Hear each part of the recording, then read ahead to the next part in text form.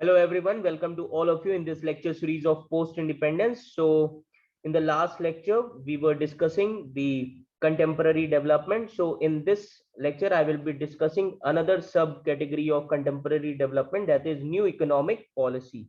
Okay, so let's start the topic now.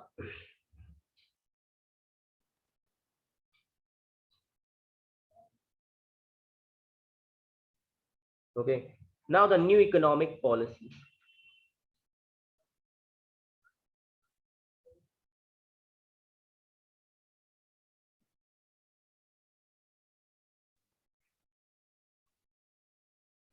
Now the new economic policy 1991. Okay, ये याद रखिएगा.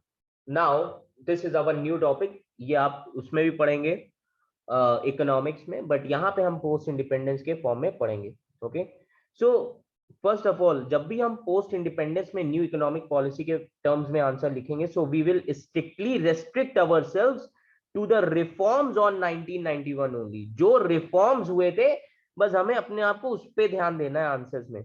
हमें economics नहीं बताने लगना है. समझ में आ रहा है? ये याद रखिएगा. तो इसके पीछे बैकग्राउंड क्या है, न्यू इकोनॉमिक पॉलिसी का बैकग्राउंड क्या है? तो अगर आप देखें 1980s, okay, 1980s financial crisis आ गई थी. ओके, 1980s में क्या आ गया था? Financial crisis. फाइनेंशियल क्राइसिस आ गया था. Inefficient management of the Indian economy. Okay, imports बहुत ज्यादा हो रहे थे, एक्सपोर्ट्स हो नहीं रहा था. तो हमारे जितने भी फॉरेन रिजर्व्स थे वो सब कहां चले गए थे? इंपोर्ट्स में. और हमारे फॉरेन रिजर्व्स खत्म हो गए थे. समझ में आ रहा है? ये याद रखिएगा. देन 1980s में ही और क्या हो रहा था? गवर्नमेंट के एक्सपेंडिचर रेवेन्यू से ज्यादा थे. Government expenditure exceeds, okay, it's revenue. जितना गवर्नमेंट की सैलरी, जितना गवर्नमेंट का रेवेन्यू नहीं था, उससे ज्यादा क्या थे? गवर्नमेंट के एक्सपेंडिचर. ये याद रखिएगा. एंड लार्ज मार्जिन से बहुत ही ज्यादा था. ओके, देन इन्फ्लेशन काफी ज्यादा आ चुका था उस टाइम पे. इन्फ्लेशन, महंगाई बहुत ज्यादा थी. Inflation was soaring. Inflation was soaring. Imports बहुत ज्यादा बढ़ गए थे. Imports grew. Okay, imports grew. ये याद रखिएगा. And there was insufficient foreign exchange to pay the interest to international lenders.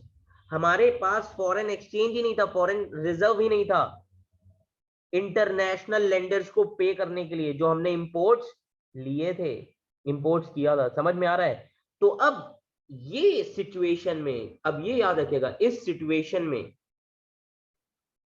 1991 में जब पूरी तरीके से इंडिया की इकोनॉमी चली गई थी, तब उस सिचुएशन में उस टाइम के जो फाइनेंस मिनिस्टर थे Manmohan Singh and prime minister Narasimha Rao, उन्होंने अप्रोच किया कहां पे? World bank and IMF.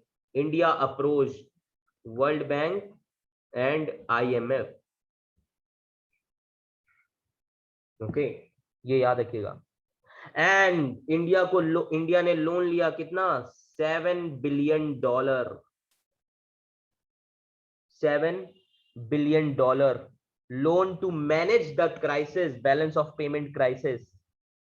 Okay, but loan ऐसे नहीं मिलेगा. ये इंस्टीट्यूशंस क्या करेंगे? कंडीशंस रखेंगे. इन्होंने कहा कि ठीक है, हम लोन तो दे देंगे, बट इसके लिए कंडीशंस है. इन्होंने कहा कि कंडीशंस है. अब कंडीशंस क्या है इसके पीछे? पहला कंडीशन इन्होंने कहा, okay, India should open up the economy by removing restrictions of the several sectors. India को अपनी इकोनॉमी को क्या बनाना होगा? ओपन इकोनॉमी, ताकि एफडीआई एमएनसी आ सके. ओपन इकोनॉमी, आपको अपनी इकोनॉमी ओपन करना पड़ेगा. ओके, और रिस्ट्रिक्शंस हटाने होंगे.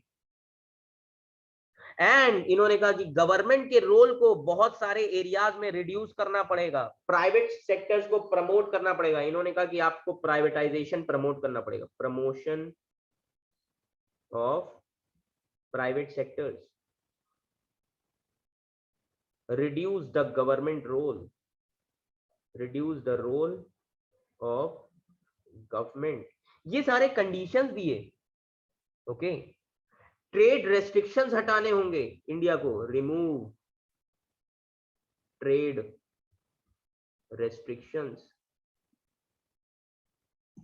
तो ये सारी कंडीशंस रखी गई and at that time India had no choice but to accept these condition and finally India accepted the condition of World Bank and IMF and finally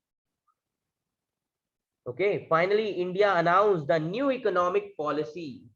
India ने अनाउंस किया अपना क्या, न्यू इकोनॉमिक पॉलिसी। समझ में आ रहा है, ये याद रखिएगा।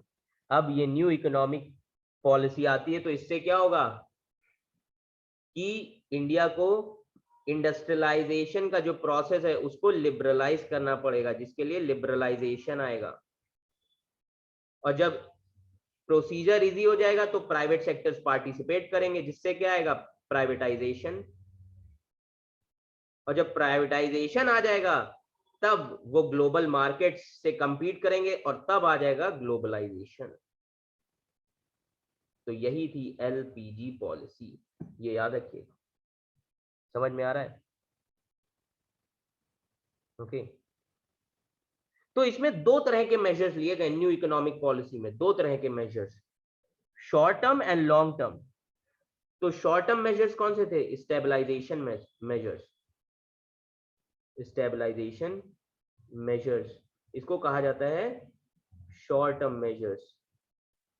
ओके, दूसरा जो था स्ट्रक्चरल रिफॉर्म मेजर्स,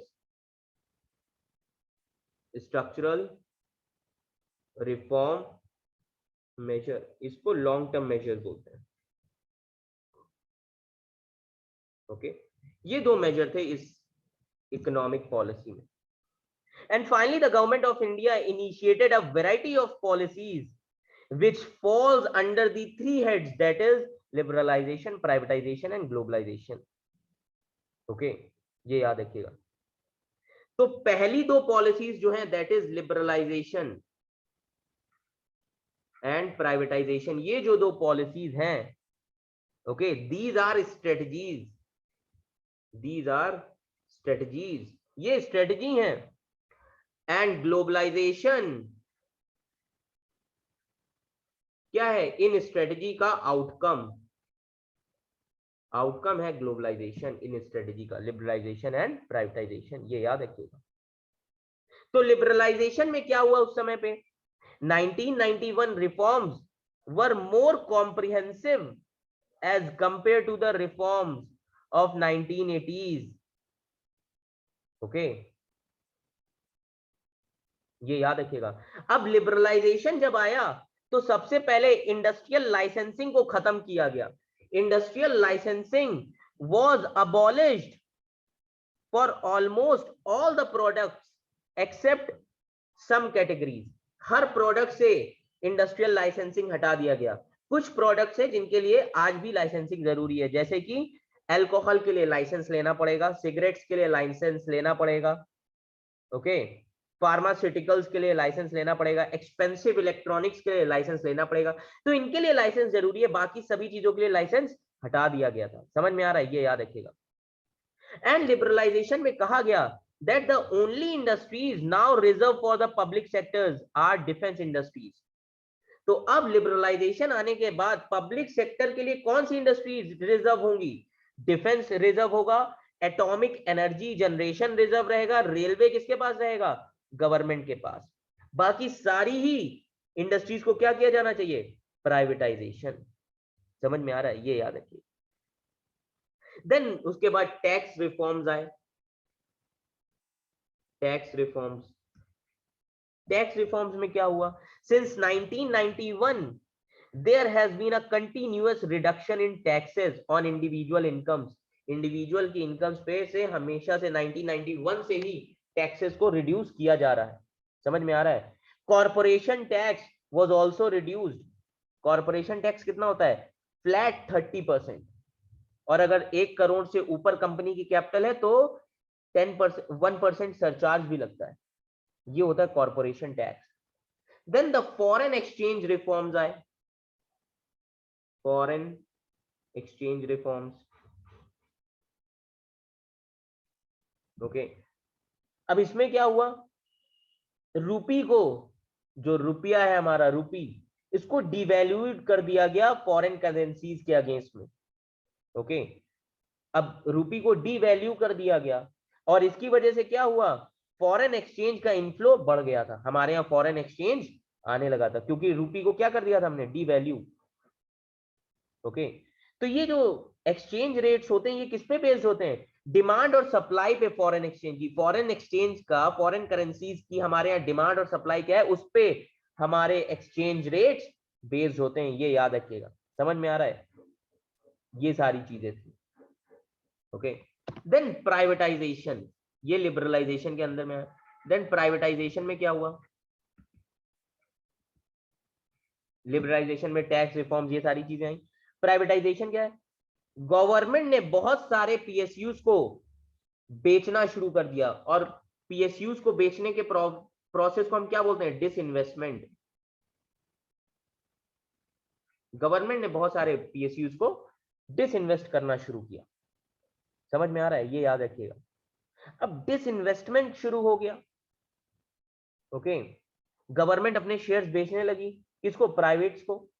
और वो जो पैसा आएगा वो गवर्नमेंट यूज कर सकती है, किसके लिए? फाइनेंशियल डिसिप्लिन को मेंटेन करने के लिए। तो प्राइवेटाइजेशन शुरू किया गवर्नमेंट ने, जैसे अभी क्या कर दिया? रेलवे भी प्राइवेटाइज कर दी है। Is that clear to you all? ये याद रखिएगा। Then the globalization,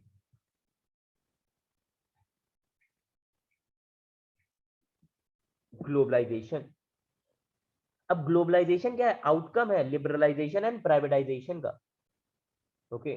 globalisation means greater interdependence and integration, okay. पूरी वर्ल्ड इकोनॉमी को इंटीग्रेट करना, ग्लोबलाइजेशन, ओके।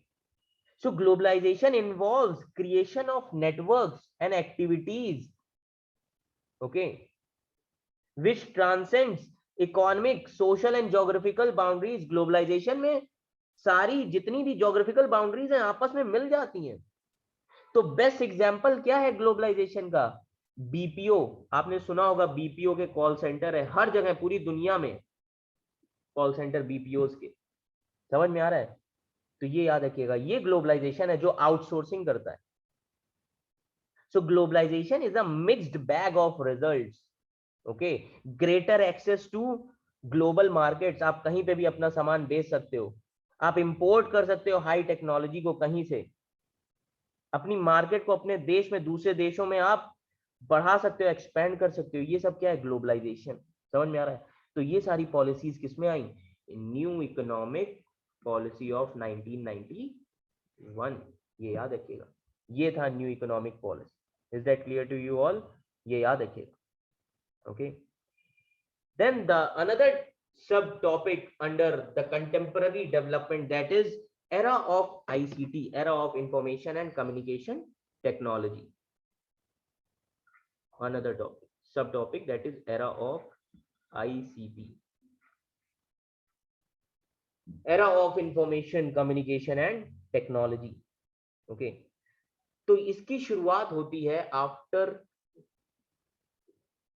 और you can say in 21st century, okay, इसकी शुरुआत होती है। And the main objective behind information and communication technology, okay, the main objective behind is to ensure that it provide comfort, productivity and better quality of life. Comfort they, productivity होनी चाहिए उसकी, efficiency होनी चाहिए, better quality of life दे, और एक अच्छा environment बनाए अपने सिटीजन्स के लिए। समझ में आ रहा है? तो इसका रोल जो है कहां से शुरू हुआ, 21st सेंचुरी में बहुत तेजी से शुरू हुआ, बट इसकी शुरुआत 1980s से हो गई थी, ये याद रखिएगा। टेलीविजन आ गया, ओके, टेलीफोन्स आ गए थे, ये सारी चीजें आ गई थी, ये याद रखिएगा। So in India the path toward technology, तो ये जो टेक्नोलॉजी के लिए इंडिया में जो टेक्नोलॉजी का पाथ था, टेक्नोलॉजी की तरफ मुड़ना, जो मोड़ आया इंडिया की पॉलिसी में टेक्नोलॉजी के लिए, ये कब से आया, राजीव गांधी की गवर्नमेंट से। Okay, the path towards technology, okay, toward, sorry, the path towards technology, okay, was taken under Rajiv Gandhi era 1984, जब राजीव गांधी की गवर्नमेंट आई।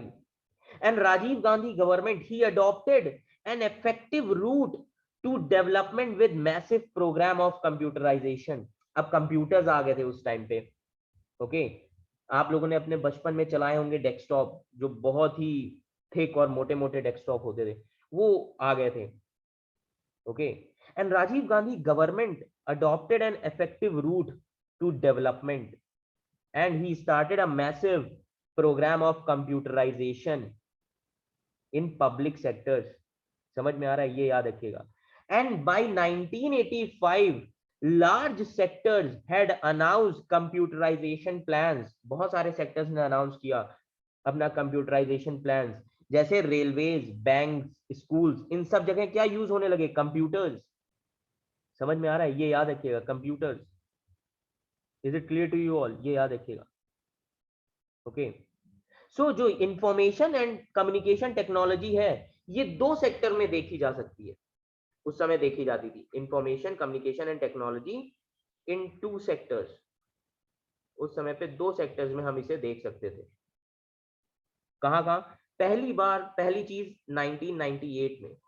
अब 1998 में क्या हुआ, नेशनल टास्क फोर्स बनाई गई, पहले तो नेशनल टास्क फोर्स, ओके। और ये टास्क फोर्स किस पे बनी, इंफॉर्मेशन एंड टेक्नोलॉजी पे। This task force, okay, was prepared on information technology and software development. और इस टास्क फोर्स ने क्या किया, एक बड़ा सा नेटवर्क बनाया जिसमें सारी governmental and non governmental organization कैसे काम करेंगी, इन सब चीजों को बताया गया 1998 में। समझ में आ रहा है। एंड उसी के बाद जब इस टास्क फोर्स ने बता दिया कि गवर्नमेंट लेवल पे कैसे काम होगा और नॉन गवर्नमेंटल लेवल पे कैसे काम होगा, उसी के बाद 1999 में मिनिस्ट्री बन गई, ministry of information and technology, ICT, ministry of ICT, information and communication technology. ये मिनिस्ट्री कब बनी, 1999 में। And this ministry was established by bringing together government agencies which involved in different aspects of IT for creating job, okay। And इनका दूसरा M क्या था, to use IT in electronic governance, governance में भी IT को use किया जाना चाहिए। तो ये जो, और उसी के बाद इंडिया में क्या आ गया, बीपीओ इंडस्ट्रीज आ गई थी, जो जिनके बीपीओ इंडस्ट्रीज आ गई थी, जिनके कॉल सेंटर्स बने होते हैं, उन्होंने भी क्या यूज करना शुरू किया, आईटी। देन हमारे यहाँ टेक पार्क्स बनना शुरू हुए, टेक्नोलॉजिकल पार्क्स, ओके। देन आप देखेंगे इंफॉर्मेशन एंड टेक्नोलॉजी का यूज होना शुरू हुआ गवर्नमेंट में। तो ये आप पढ़ेंगे गवर्नेंस, जो आपका जीएस पेपर 2 है, कि कैसे शुरुआत हुई गवर्नेंस की। वर्ल्ड बैंक की रिपोर्ट आई थी 1992, और वो रिपोर्ट किस पे थी, गुड गवर्नेंस पे। वहीं से गवर्नेंस की शुरुआत होती है इंडिया में। और फाइनली 2000 में इंडिया ने एक्ट बनाया, इंफॉर्मेशन टेक्नोलॉजी एक्ट 2000, ये एक्ट आ गया। और आप देखेंगे गवर्नमेंट में इंफॉर्मेशन कम्युनिकेशन टेक्नोलॉजी का यूज होना शुरू हुआ। ओके तब आप देखेंगे वेरियस मॉडल्स ऑफ गवर्नेंस आए कि गवर्नमेंट कैसे डिलीवरी करेगी। जैसे पहला मॉडल आया G2C, ये सब आपका गवर्नेंस जीएस पेपर 2 का पार्ट है।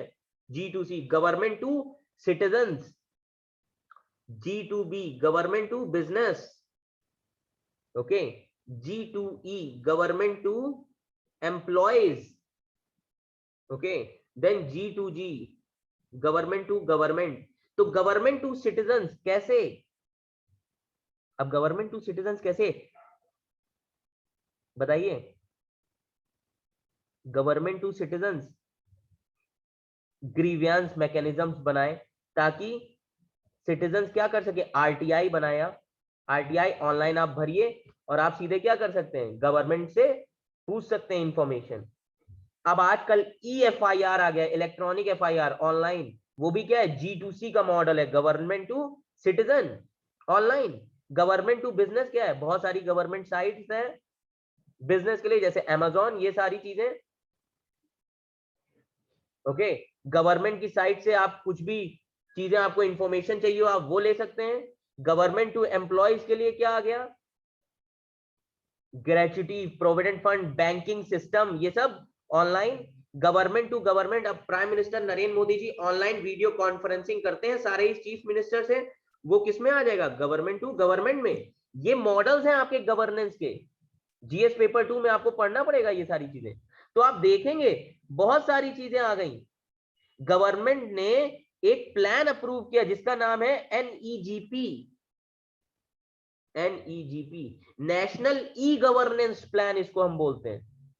और इसके अंदर क्या है, गवर्नमेंट के जो इनिशिएटिव्स हैं ऑनलाइन प्रमोट करना, ओके। अब आप देखिए आज बहुत सारे गवर्नमेंट ने गवर्नेंस, ई गवर्नेंस के मॉडल अपना लिए हैं, जैसे कि कर्नाटका में भूमि ई गवर्नेंस मॉडल है, भूमि, ये कर्नाटका का ई गवर्नेंस मॉडल है, कर्नाटका भूमि, ओके। ज्ञान दूत, ये क्या है, MP का ई गवर्नेंस मॉडल है। स्मार्ट गवर्नमेंट, ये आंध्र प्रदेश का मॉडल है। देन सारी, ये तमिलनाडु का ई गवर्नेंस मॉडल है। ये सारी चीजें आपको पता होनी चाहिए गवर्नेंस के अंदर, ये गवर्नेंस का पार्ट है। वो तो यहाँ पे कंटेम्पररी डेवलपमेंट की बात हो रही है, मैंने आपको बता दिया, ये गवर्नेंस का पार्ट है। Bhoomi, Gyan Doot, smart government. Smart government Andhra Pradesh का अंबानी भी प्रमोट कर रहा है। अंबानी ने बोला कि एक कनेक्टिविटी होनी चाहिए और डिजिटल कनेक्टिविटी लाना चाहता है वो पूरे इंडिया में, ताकि सारे ही स्टेट गवर्नमेंट्स को लिंक किया जा सके सेंटर के साथ। समझ में आ रहा है, ये याद रखिएगा, ये है contemporary development. Are you getting my point, ये याद रखिएगा, okay. So finally we have completed this contemporary development, all the topics we have completed. I hope आपको ये समझ में आया होगा, अच्छा लगा होगा। So thank you class, thank you so much.